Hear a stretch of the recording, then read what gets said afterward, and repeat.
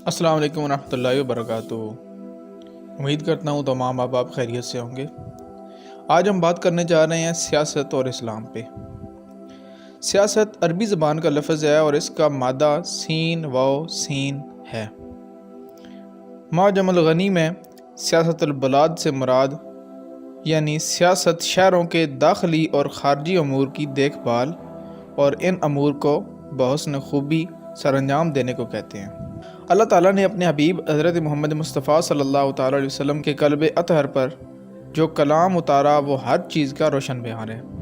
انسان کی نجی، معاشی، معاشرتی، عائلی، تعلیمی اور تربیتی ہر طرح کی رہنمائی اس پاک کلام یعنی قرآن پاک میں موجود ہے۔ جب ہر طرح کے مسائل کا واضح حل کلام الہی میں موجود ہے تو پھر یہ کیسے ممکن تھا کہ حکومت کا نظام چلانے کے اصول قرآن مجید میں مذکور نہ ہوتے؟ علامہ اقبال علیہ الرحمہ نے تو قرآن کریم کو آئین حکومت قرار دیا۔ علامہ اقبال رحمۃ اللہ تعالیٰ علیہ اپنی کتاب رموز بے خودی میں لکھتے ہیں کہ در شبستان ہرا خلوت گزید قوم و آئین و حکومت آفرید۔ علامہ اقبال کے اس فارسی شعر کی وضاحت خواجہ الطاف حسین حالی کے اس شعر سے بخوبی ہو جاتی ہے جو انہوں نے اپنی مستس میں لکھا: اتر کر ہرا سے سوئے قوم آیا اور ایک نسخہ کیمیا ساتھ لایا۔ یہ نسخہ کیمیا در حقیقت قرآن ہے جس میں ہر معاملے، ہر شعبہ زندگی کے لیے بہترین رہنمائی موجود ہے۔ یہاں تک کہ سلطنت چلانے کے رہنما اصول ہیں، یا یوں کہیں کہ ملک کے داخلی و خارجی امور کو بحسن خوبی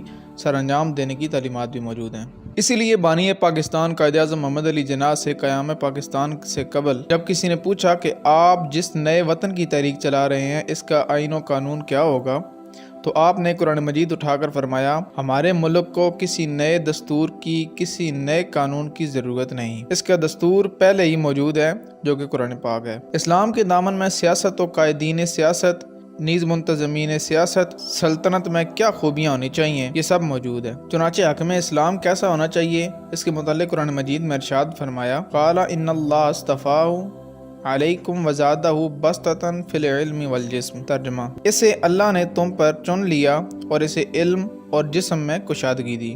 اس آیت کی تفسیر بیان کرتے ہوئے مفتی احمد یار خان نعیمی علیہ الرحمہ فرماتے ہیں: آج کل حکومت کا مدار صرف مال اور کثرت رائے پر ہے اور یہ غلط ہے۔ سلطنت نسب اور مال پر نہیں ہونی چاہیے بلکہ علم اور شجاعت و بہادری پر ہونی چاہیے۔ کس قدر واضح تعلیمات موجود ہیں، مگر تف ہے ان لوگوں کی سوچ پر جو کہتے ہیں کہ اسلام کے پاس ملک کا نظام چلانے کے لیے تعلیمات ہی نہیں ہیں۔ اگر اسلامی حکومت آ جائے تو ملک کیسے چلے گا وغیرہ وغیرہ اعتراض کرتے ہیں۔ در حقیقت یہ لوگ مغرب کی روشنیوں اور چکا چوند سے اتنے مرعوب ہو گئے ہیں کہ بجائے قرآن میں غور و فکر کرنے کے مغرب کے ذہنی غلام بن گئے۔ در حقیقت یہ سب مغرب کی تعلیمات اور اس زہر کا اثر تھا جو مغرب نے ان لوگوں کے ذہنوں میں آہستہ آہستہ داخل کیا تھا۔ مغربی تمدن میں دین کو جامعیت حاصل نہیں ہے۔ مغربی دانشور دین کو محدود کر کے پیش کرتے ہیں اور یہ تصور دینے کی کوشش کی جاتی ہے کہ گویا دین کے اندر انسان کا فقط خدا سے رابطہ ہونا چاہیے، لہذا سیاسی، اجتماعی، بین الاقوامی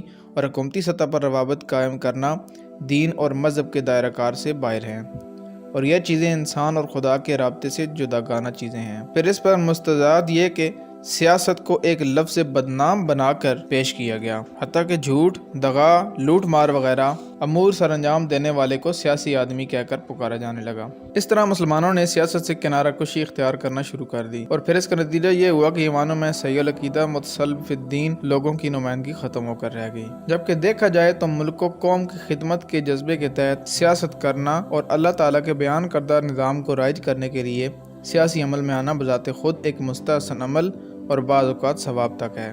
حتیٰ کہ سیاست خود انبیاء اکرام علیہم السلام نے فرمائی۔ بخاری شریف کی حدیث ہے کہ بنی اسرائیل کے انبیاء سیاست فرماتے تھے۔ اسی لیے ہونا یہ چاہیے تھا کہ جس وقت سیاست کو بدنام کرنے کی مغربی کوششیں ہو رہی تھیں، اس وقت بھرپور سیاسی عمل میں حصہ لے کر اسلامی سیاسی قوانین متعارف کرائے جاتے، کیونکہ اسلام نے سیاست کو جس رخ کے ساتھ پیش کیا ہے، اگر اسی رخ سے سیاست کو دیکھا جائے تو یہ ایک اہم ذمہ داری اور اہم فریضہ کے طور پر سامنے آتی ہے۔